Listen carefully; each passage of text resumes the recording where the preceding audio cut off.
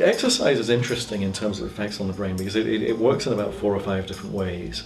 One of the most obvious ways is blood flow. And so if you get your heart working, your brain's going to be filled with oxygen-rich blood and nutrients. So that's the main way that we thought it helps.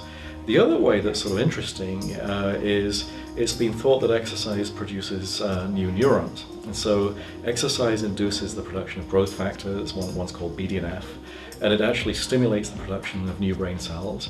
Now, when I was in school 20 years ago, we were told you can't get any new brain cells. So when you're born, that's your lot. You're not going to make any more. But more recently, we found that exercise is a really good way of stimulating brain cell production.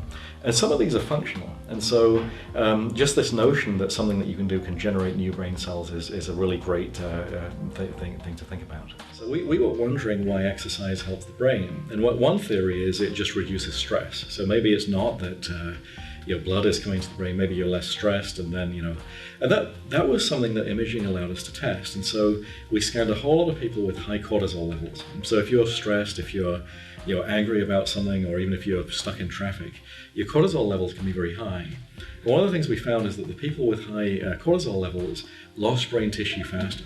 Well, that's a serious problem. So as soon as you know that's true, you can look at ways of reducing your cortisol. And so that's a very easy thing to do. I mean, we can get less stressed by exercising, walking, taking breaks.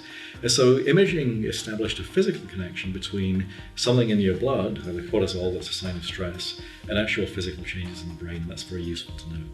Take care of your brain, and there's a lot of ways we know that you can take care of your brain. You can eat a good diet, you can exercise, you can reduce stress, you can make sure you're well educated. And these things just build up a sort of mental bank account for the future. And so even though it seems like work is hard, I mean, you're building a store of brain connections that you'll need for the rest of your life. So these are practical messages that we've learned from imaging a lot of people. So.